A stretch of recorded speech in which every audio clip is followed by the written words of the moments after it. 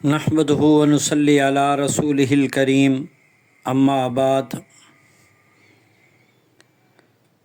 معاشرے کو، سوسائٹی کو، ماحول کو صحت مند بنانا اور اس معاشرے اور ماحول کو صحت مند اور نیکی کی عمارت پر کھڑا کرنا، یہ ہر مسلمان کی ذمہ داری ہے، اور ہر مسلمان اگر اس ذمہ داری کو نبھائے اور اس ذمہ داری کو ادا کرے تو وہ یہ معاشرہ صحت مند معاشرہ بن سکتا ہے، یہ ماحول نیکی والا ماحول بن سکتا ہے، یہ عمارت نیکی والی عمارت بن سکتی ہے۔ اور وہ ذمہ داری کیا ہے؟ وہ اللہ کے نبی صلی اللہ علیہ وسلم نے بیان فرمایا المؤمن مرآۃ المؤمن، مومن کے لیے آئینہ ہے، یعنی جس طرح آئینہ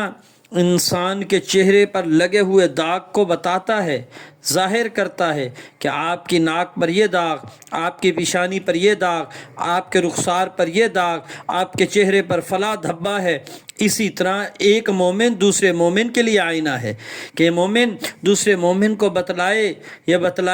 کہ آپ کا بولنا ٹھیک نہیں، آپ کا دیکھنا ٹھیک نہیں، آپ کا سننا درست نہیں، آپ کے معاملات درست نہیں، آپ کے عقیدہ اور نظریہ درست نہیں، آپ کے جو معاشری معاملات ہیں، معاشرے کے معاملات وہ درست نہیں ہیں، ان کو ٹھیک کرے، درست کرنے، تاکہ ایمان والا دوسرے ایمان والے کے لیے آئینہ بنے، اس سے دکھا سکے کہ آپ کے اندر یہ معاملہ ہے، یہ کمی ہے، یہ غلطی ہے، اور اس غلطی اور کمی کی اصلاح کرے۔ اور دوسرا وہ جو بتانے والا ہے، جس کو بتایا جا رہا ہے، دونوں ایک دوسرے کے احسان مند رہیں۔ ڈاکٹر ہوتا ہے نا، طبیب، ڈاکٹر، جب آدمی مریض ڈاکٹر کے پاس جاتا ہے تو وہ مریض کی نبض چیک کرتا ہے، علاج کرتا ہے، دیکھتا ہے، تو 2 بیماریاں اور بھی نکل آتی ہیں، تو وہ ڈاکٹر بتلاتا ہے اور وہ مریض اس سے باخوشی قبول کرتا ہے۔ کیوں؟ اس ڈاکٹر کو محسن سمجھ رہا ہے، نہ کہ اس سے لڑنا اور جھگڑنا شروع کرتا ہے کہ آپ نے میری وہ بیماری، میں تو آپ کو یہ بیماری دکھلانے آیا تھا، میں تو آپ کو بخار کے لیے آیا تھا، آپ نے تو میری اور گردوں کا مسئلہ نکال دیا، آپ نے میرے پھیپھڑوں کا مسئلہ نکال دیا، آپ نے میرے دل کا مسئلہ نکال دیا، آپ نے میرے پیٹ کا مسئلہ نکال دیا، آپ نے یہ میرا نہیں، اس کو محسن سمجھتا ہے۔ کیوں محسن سمجھتا ہے؟ پتہ ہے کہ یہ میرے خیر خواہ ہے، یہ میرا ہمدرد ہے، میری بیماریاں نکال رہا ہے، اور پھر ان بیماریوں کی وہ اصلاح کی جس کی نکلی ہے وہ کوشش کرتا ہے۔